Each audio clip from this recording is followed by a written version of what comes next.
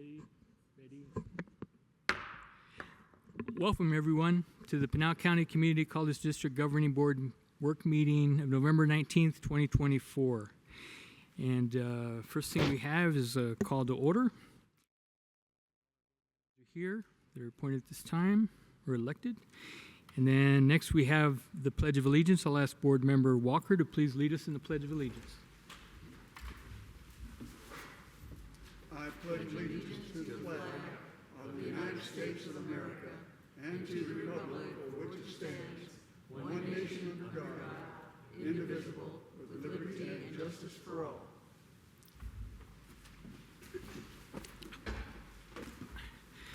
All right, next we have adoption of the agenda.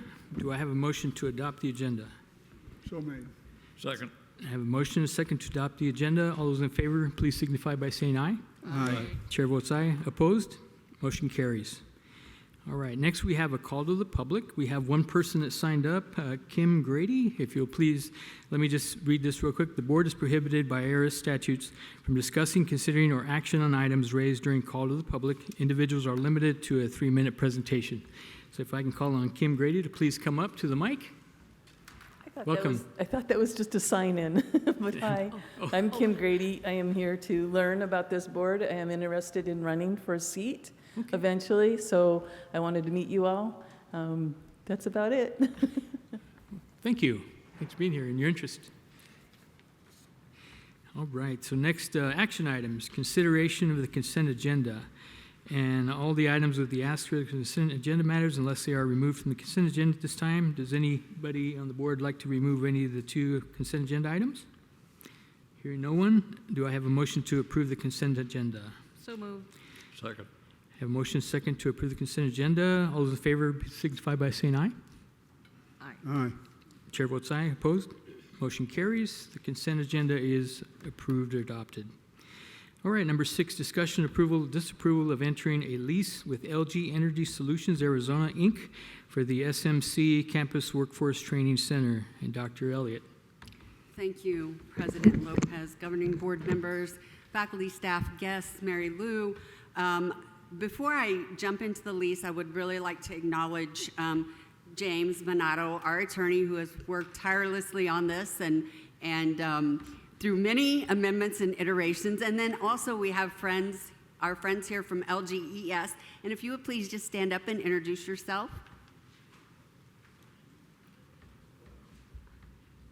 My name is Ryan Katanis, HR lead for LGES Solution Arizona. My name is Tate Stone, I'm a senior specialist in strategy department. Very nice to meet you. My name is Garth Park, working with the project manager. We've been working together, and please be seated. Thank you. Eric, gosh, it's been 2-3 years now, it feels like. And as you know, in the write-up here, it's been a joy to work with, again, Pinal County, the Arizona Commerce Authority, and LGES to work on the Workforce Training Center that you can see being built across the street, the large gray building.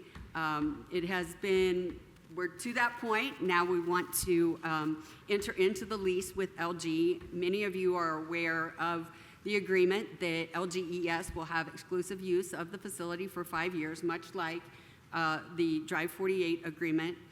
Pinal County is paying the operational costs to Central Arizona College in the sum of $500,000 up front.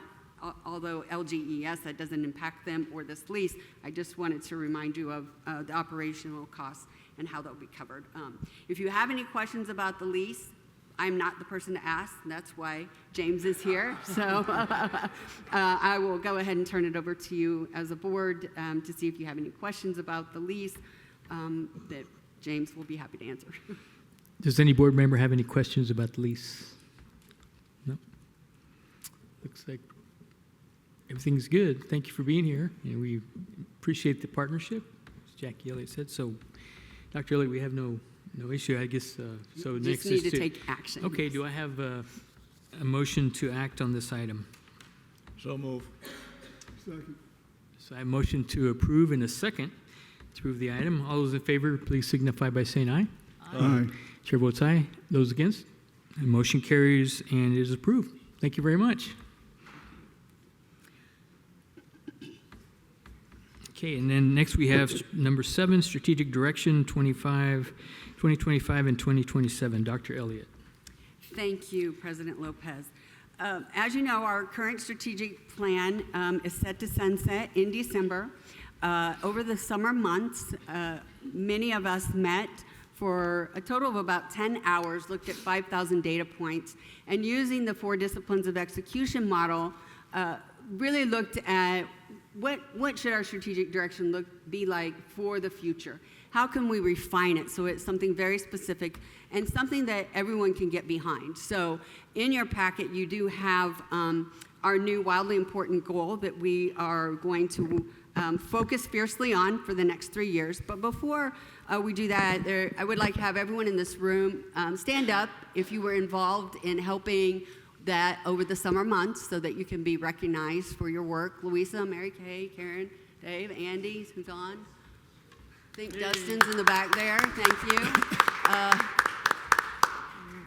They took a lot of time during the summer to help us come up with our 2025-2027 strategic direction. And as presented in your board packet, it is to focus on term-to-term persistence for students. So what we learned is whenever a student is first engaged with us, the persistence for returning the following term, and we'll use term because they may start with us in the summer, they may start with us in the fall, was not desirable. And that is what we're going to focus on. And I'm scrolling through here so I can actually word it correctly, but this list is very long.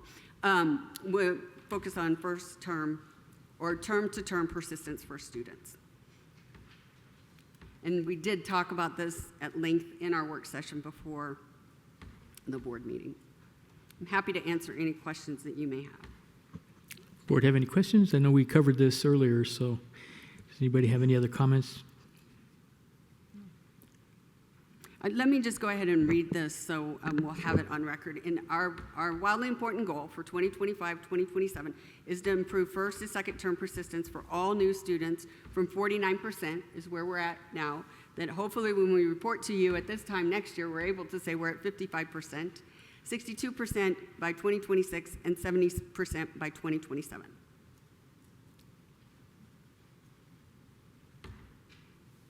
Good, thank you for reading those.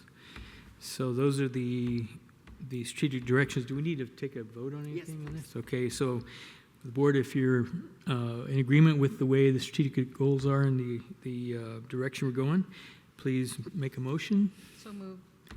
A second? Second. Have a motion and a second to adopt the strategic direction 2025-27. All those in favor, please signify by saying aye. Aye. Aye. Chair votes aye, all opposed. Motion carries. The strategic direction is approved. And next we have Emeritus status. Dr.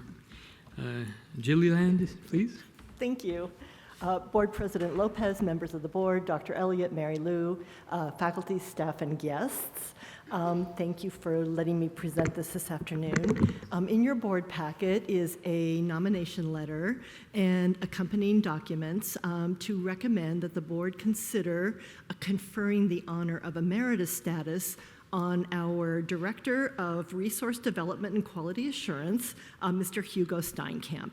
And Hugo, who is here with us today, has been at the college for more than 20 years.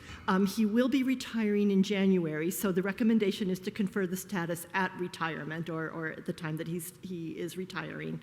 Among other things, you know, he has done so much for the college. He's been such just an amazing colleague and member of our community, but he is probably best known for his grant writing, and over the course of 20 plus years, he has been responsible for the college bringing in over $63 million in external funding.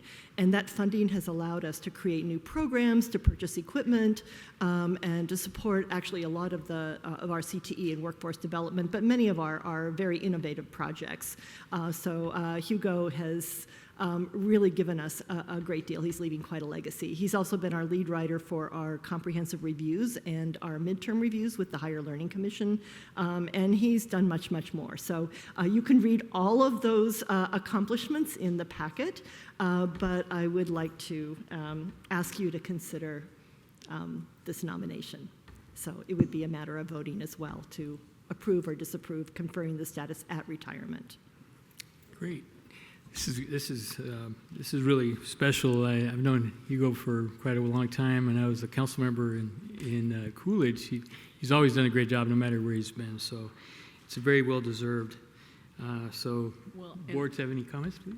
Yes. I do. I would like to say I've known Hugo since he walked into the job at the, whatever the heck that our organization was called, Central Arizona Regional. Greater Casa, my God, the first iteration, the Greater Casa Grande Economic Development Corporation that was born in '84 or so, but Hugo probably came in shortly thereafter, and you've done an amazing job, and I would like to move approval for Hugo Steinkamp emeritus status to Central Arizona College for all the reasons that were outlined in the letter and in our recommendation packet. So. Any other comments or a second? Second. All right, I have a motion and a second. All those in favor, please signify by saying aye. Aye. Chair votes aye. Opposed? Motion carries. All right. Thank you. We'll invite Hugo up. Please come up. Oh, yeah. Hugo, please come up so we can give you the certificate. Yeah. Aww. No cookies or anything?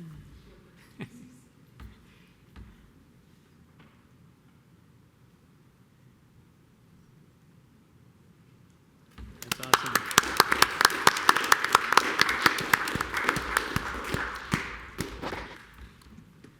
All right, wonderful. Number 9, approval of course fees 2025 and 2026. Louis Sott?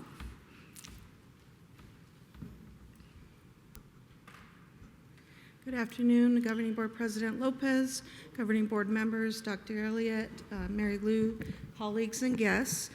You have in your packet the proposed course fees for the 25-26 academic year. So we approve these. We ask for approval of these usually in November so that the academic side can begin getting all of these fees entered into the system before the spring semester starts. So if there's any questions, the changes are highlighted for you so you can see. Board have any questions? Any comments? No? Do I have a motion to approve the course fees? So move. Second. I have a motion and a second to approve. All those in favor, please signify by saying aye. Aye. Chair votes aye. Opposed? Motion carries. They're approved. Thank you. And next we have reports. Report from College President Dr. Jackie Elliott on the Penn Center update. Hopefully good news. I don't know if there's any good news. Any news? Any news? Well, I will say remediation continues. I must preference this in conversations with the trust and the insurer. This has probably been one of the most complicated projects that they have worked on, admittedly. They brought an individual out of retirement to help with this project. So the complexity is beyond explanation to some degree. However, there is some good news. We have been able to meet with the architect that the trust has secured for the remodel or the rebuild, like, kind, and quality. We've also had some conversations with the architect as well about any improvements or changes that may need to be made to the facility. However, we're kind of at a crossroads, and hopefully we'll be able to make a decision by the end of this week about what is the best option for Pinal County and Central Arizona College moving forward. All that hinges on some information we're still waiting on that hopefully we'll have by the end of this week that will enable us to make the decision that is best for Pinal County for Central Arizona College and the future, well beyond any time that we are still part of the board. So I will say that the trust has been phenomenal to work with. They have acted in our best interests at every turn. It is like a sweater and pulling a thread on a sweater, because once one duct comes down, then we learn another duct has to come down. We do anticipate that remediation should be completed by December. However, that time frame has been moved a couple of times, so I'm not going to give a hard and fast date. So very unfortunate, long process. Learned a lot in the meantime, but I think as we move forward, we're going to have a great option for the community and for the college. So I'm happy to answer any questions you may have. They've had to bring in special equipment multiple times for removal, if that gives you any idea of the complexity. Okay, board members have any questions, comments?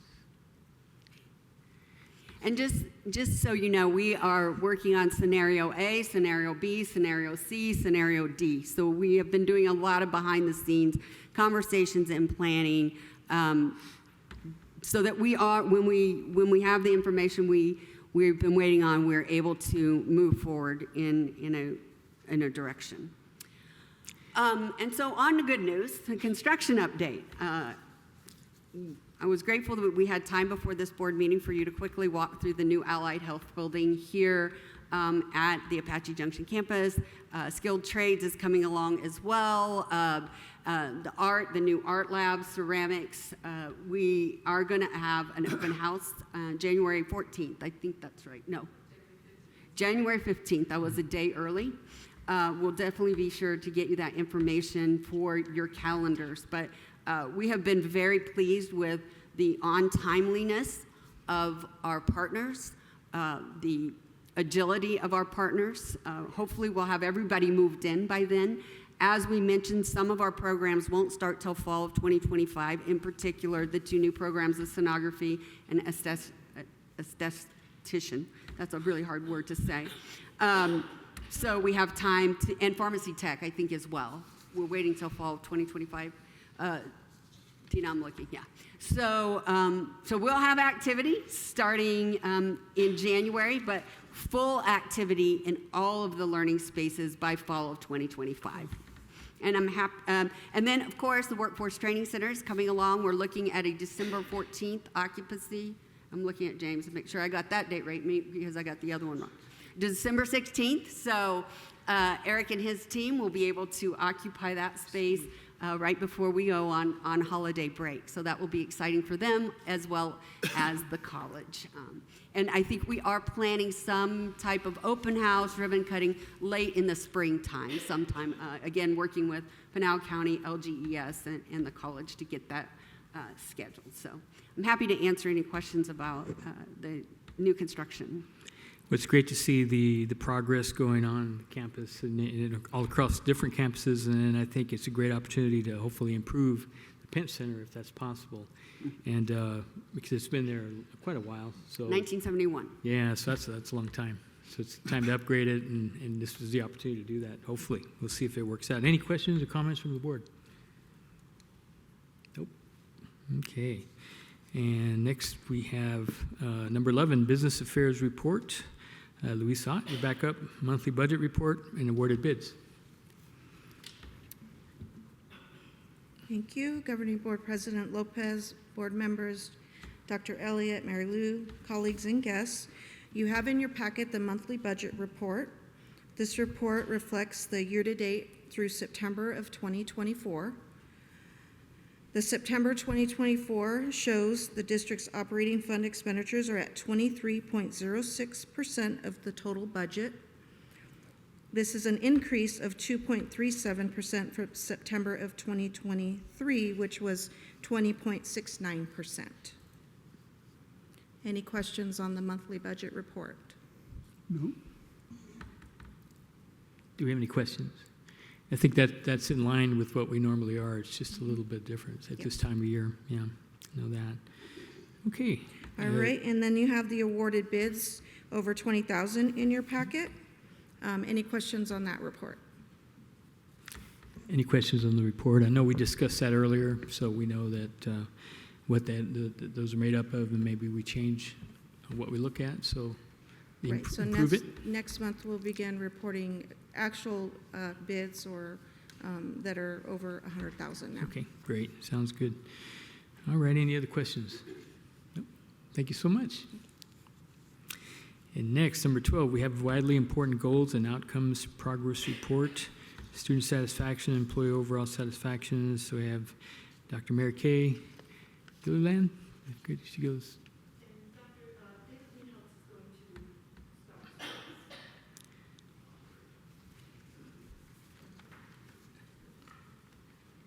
Board President Lopez, board members, Dr. Elliott, Mary Lou, colleagues and distinguished guests. There's nothing like having to come in and talk to the board because your boss is out, especially when you have to give this report. But I'll do my best, I promise, to try and convey and keep it as short as I can.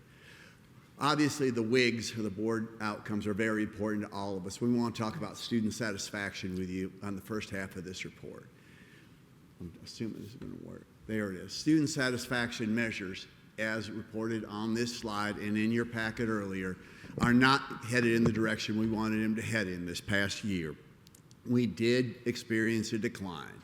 Now, we can talk a lot about the reasons why, maybe a change in how we measured it, the challenges we had with the Department of Education and with Pell Grants being awarded timely and our being able to process with that new COD system, even our course demand system, which we were a victim of our own success. We had lots of people trying to stack up and get on top of us.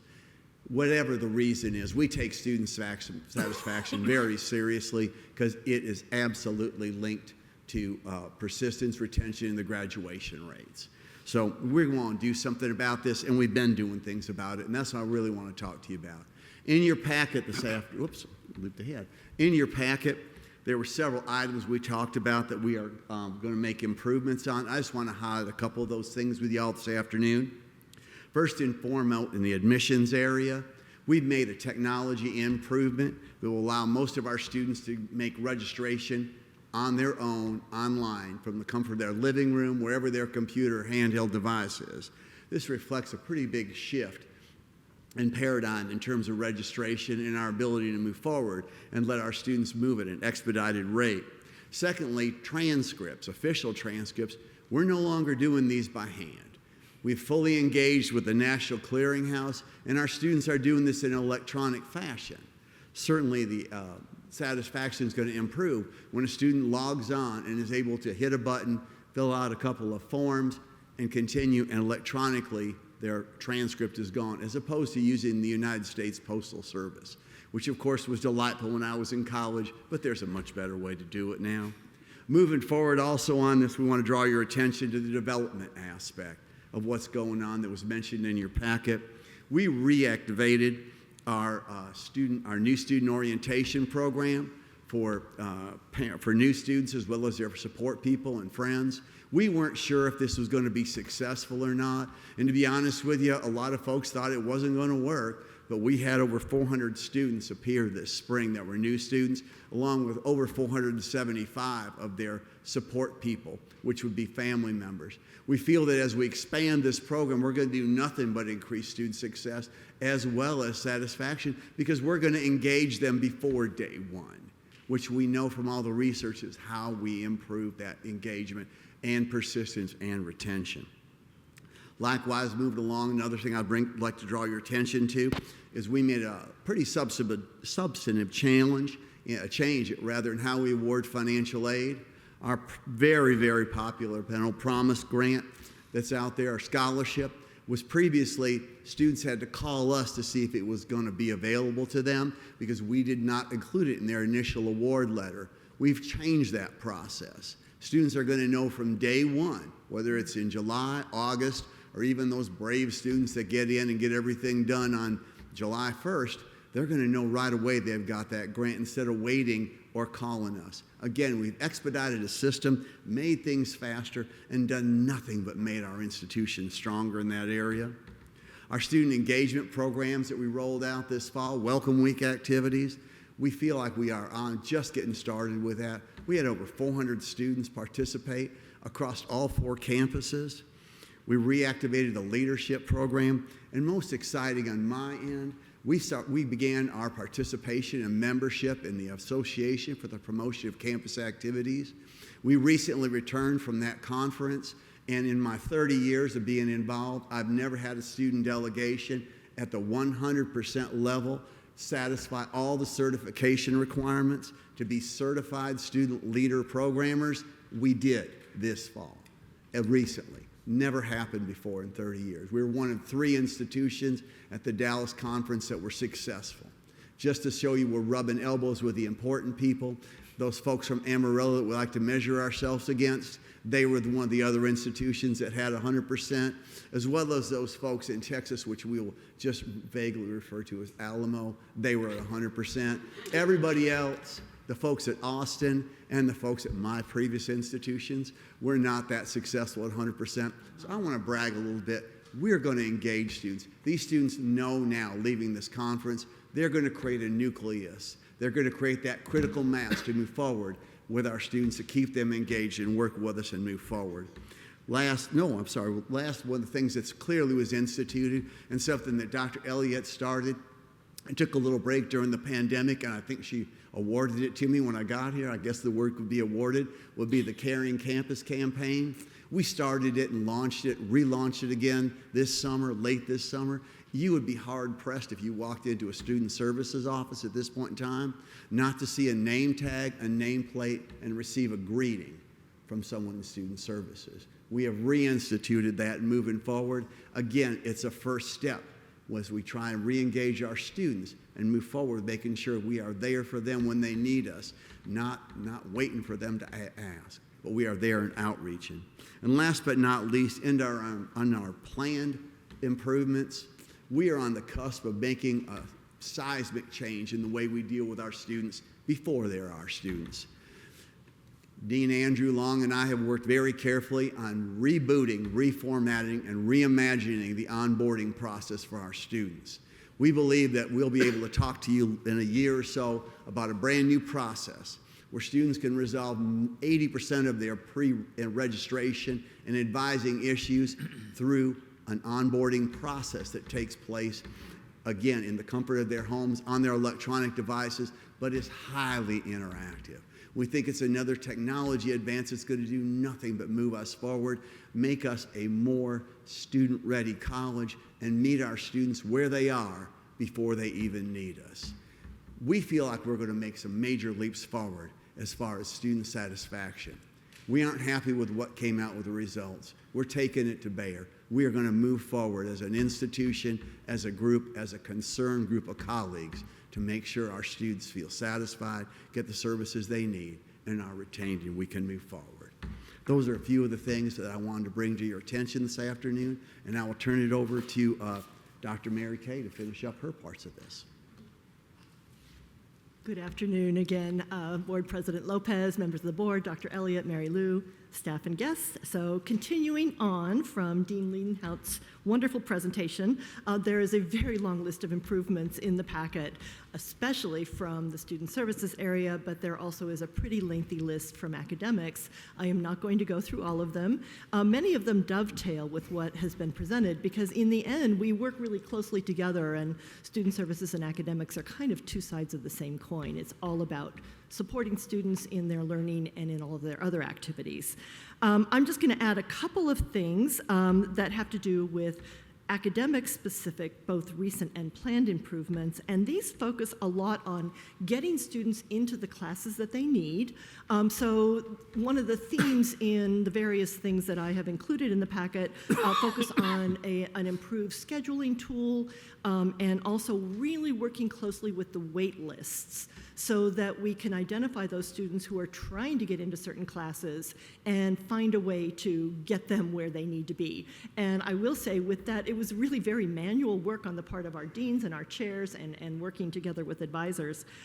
We were able to accommodate 400 students who were on wait lists by getting them into classes that were either added or, in many cases, exceeding the caps of the class with the permission of the faculty. So everybody was really wanting to accommodate students and make room for them and help them get to where they need to go. So I'm really excited about that. We've also had expanded in-house professional development focusing on teaching, and I think that we always can improve. Even though we have amazing faculty and they do a great job, there's always room for learning and improving, and so we've been doing a lot of different kinds of professional development that are focusing on teaching, including some that include tools like AI. So that's something that we've been doing. Our planned improvements are really more of the same. More expanded training, upcoming new certificates and degrees. You've already heard about some of them. We're working forward on those. And along with the scheduling and waitlist issues, we are going to be revising the maps that the students see on the website so that they have. We initially wanted to focus those choices so that students didn't have a lot of guessing to do, but we realize now we have to expand them a little bit within the gen ed areas just so we can accommodate everybody, because we do have that problem of more students that showed up this year than we expected, and a lot of them wanting into one or two main courses, so we want to give them a few more choices. So that's all that I have to add for today. Any questions? Yeah. Any questions of the board? I'm just interested in finding out what you've done by way of analysis of the demographics in the areas of each of the campuses. I'm sorry. So that we can determine where the greatest needs are for particular academic pursuits. Mm-hmm. We have been working on that, and we're putting together, it is not done yet, but we have a new academic plan coming with proposed new programs and or concentrations at the campuses. So, and those focus areas are primarily in the trades and health careers. For gen eds, we have needs all across the district. So those really don't vary a lot. It's just the access. I would be interested in more details at some point in time. Okay. We can do that. Any other questions, comments? Thank you very much. Okay, thank you. Thank you for all the enthusiasm and everything of the changes. That sounds really good. So I think it will be very successful, hopefully. So I have the second part, because our Chief Human Resource Officer, Lawson, she wasn't able to be here today, so I'm going to do employee satisfaction. So okay, thank you. So you have information in your packet, but I want to just highlight a couple of things in recent improvements with employee satisfaction. I'm really proud of the fact that over the last 3 years, we've been able to absorb all the increases in healthcare costs and not pass them on to our employees. So that is something we've been able to do. One of the other things that they're doing in our Human Resources Office is providing more documentation and training for employees in Spanish. And then recently we were able to make a stroke of the pen decision, but I believe it was the best decision for the institution, is we had a free trial from Rocket Lawyer for, I think, 6 months for our employees. We found that 150 employees used the service. And so when the free trial came up, we were able to make a decision that we were going to continue that for employees over the next 2 years and track the use of that, because we believe that is an amazing benefit for our employees to have access to. And the other thing that we have recently done was an increase to the tuition reimbursement. That pool got absorbed really quickly, so we were able to expand that as well. Some planned improvements that the HR department are working on is a formal recognition and employee appreciation program procedure. Right now, various departments do things, but it's not collective and it's not institutional wide. We're also considering some more mental health programs for employees through our benefit plan, and we're expanding our employee resource group platform to help grow and create more employee resource groups. So I'm happy to answer any questions you may have, but I feel like we are working on the things to make CAC a great place for employees. Yes, comments, please. Evelyn. Just what is Rocket Lawyer? Rocket Lawyer is, I'm sorry, James, I hope we're not offending you. It is an online, I don't know how to explain it very well. Asha might be able to, and I hate to put you on the spot. Oh, no, it's fine. Rocket Lawyer is a service that employees can use kind of Oh, gotcha. Sure. Gotcha. I thought that's what it was, but I thought I'd better ask. Any other questions? The board? That rock lawyer sounds pretty handy. Obviously, we've had a lot of employees use it. Yeah.